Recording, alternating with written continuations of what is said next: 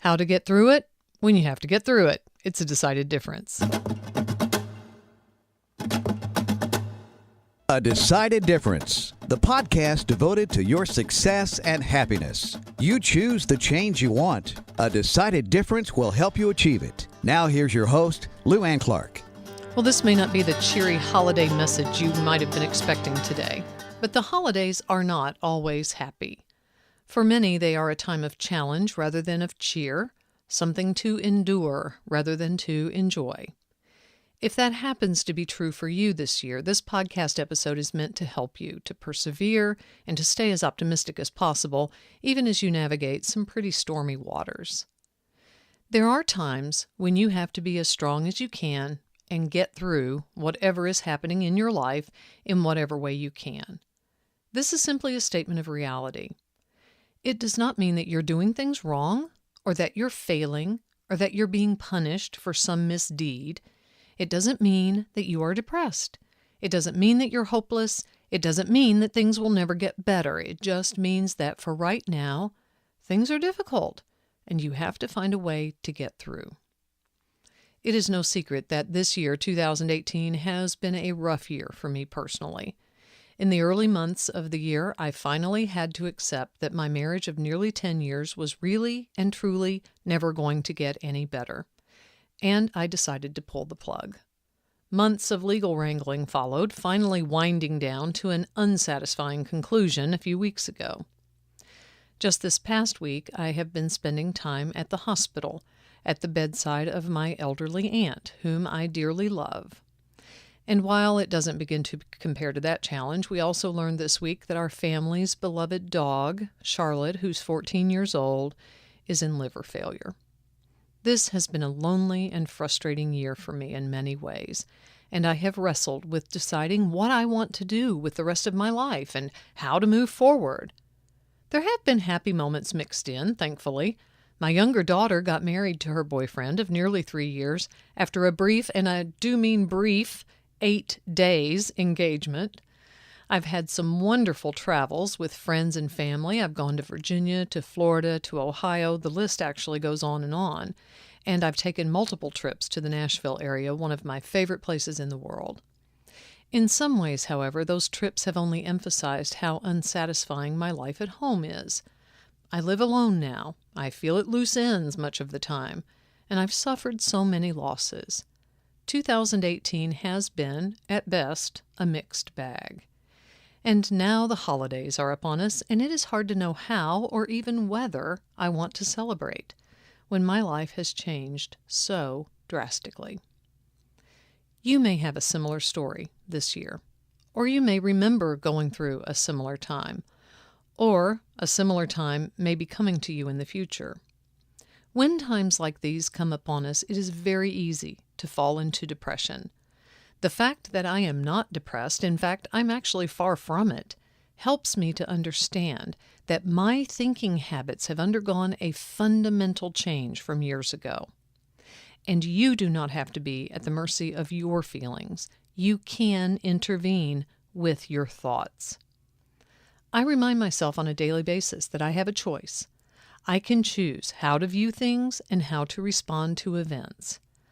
I can choose to look backward, to lament the losses, to focus on the empty places that were once filled. But I don't have to do those things. I can choose to accept that the past is unchangeable. This, of course, is the truth.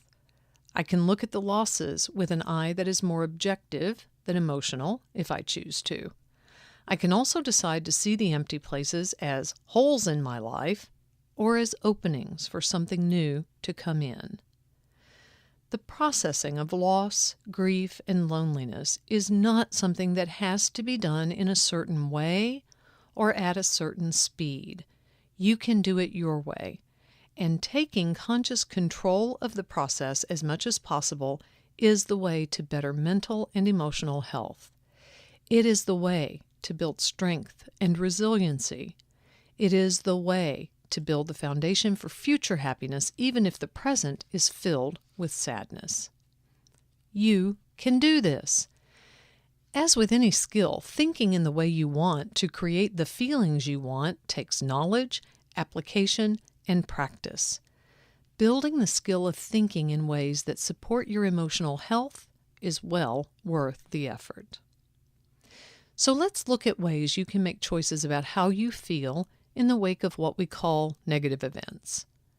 The first choice you can make is simply to accept what has happened as unchangeable.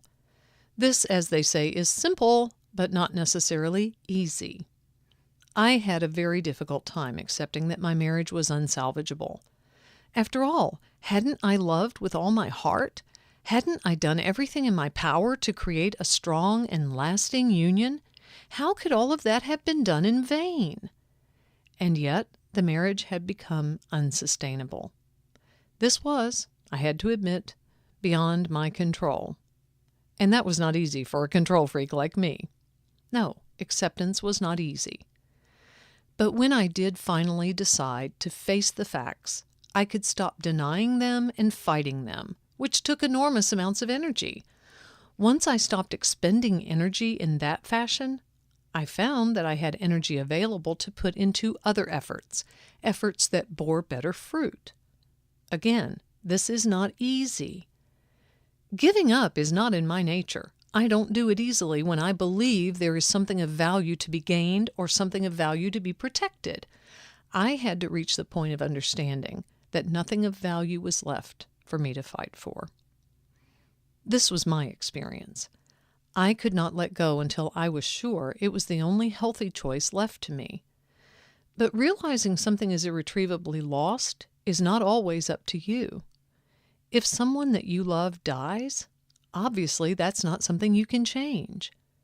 People get older, children grow up, doors close behind us. We can choose to sit looking longingly at the closed door, remembering what lay behind it and refusing to move into the future or even into the present. I personally tend to spend a lot of time looking back and overthinking. What went wrong? How could I have done things differently? What if I had done this or not done that? Why did this have to happen? I think that doing that is healthy to some extent because that's the way we learn from the past and from our mistakes. But lingering too long on the what might have beens is a sure ticket to depression, if not to despair. The only time is now, and the only way is forward. Yes, you can make the choice to sit in the present thinking about the past, but you can also make the choice to put the past, if not behind you, at least into perspective. You have been shaped by your past, but you don't have to continue to mentally live there. You can decide to put your energy into living in the present, making plans for the future, or at least being open to what the future will bring.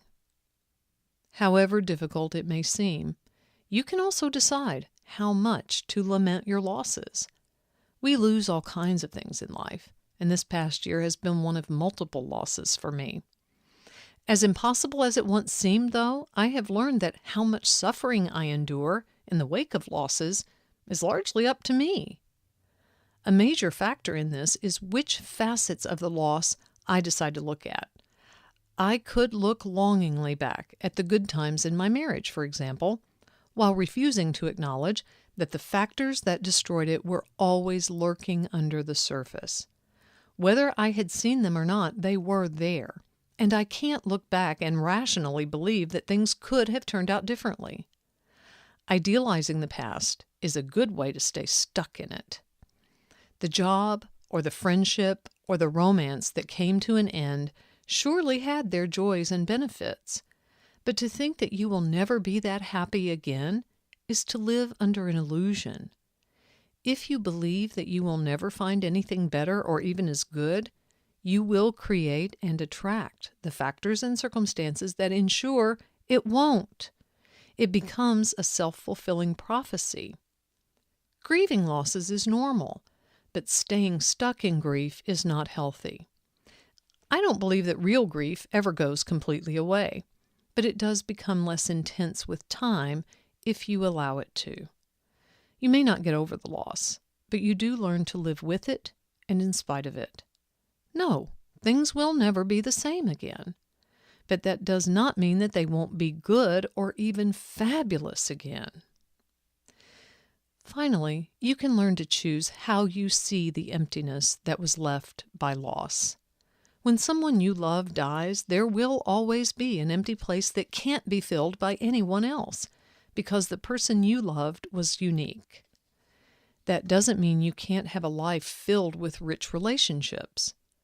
When you have suffered a loss other than a death, you can decide to see the empty place as a hole in your life or as an opening for something new to come in.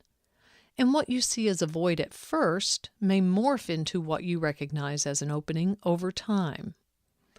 I did not want a divorce, but now that I am single again, I don't have to consult anyone else when I make decisions. I am free to follow my own heart, wherever it may lead. This is not what I wanted, but it's not a bad thing to have. And you can probably think of examples from your own life where you didn't get the job or the house or the relationship that you wanted, but that seeming failure opened the way to a new and better opportunity. As Garth Brooks sang, sometimes I thank God for unanswered prayers. Of course, you don't always get what you want, but sometimes you get something so much better. As 2018 mercifully draws to a close, I'm choosing to focus on the good things in my life. Doing that doesn't mean I'm in denial. It doesn't mean that I'm never in pain. It doesn't mean that I never wish things could have been different.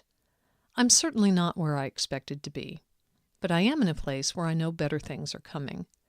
I can choose to believe that life is good, and the time to be happy is now. And you can decide to do the same. I plan to be back here next week to present what to my wonderment will be my 300th podcast episode. I'm still so glad after all these years to be doing this work, and I'm still hopeful that it is helpful to you. If you'd like to give me feedback or ideas for future topics, please reach out to me. I'm an email at luann@luannclark.com. You can use the contact form at decideddifference.com, or you can send a message to A Decided Difference on Facebook. I hope you have a great week, and remember, the world doesn't change. You do.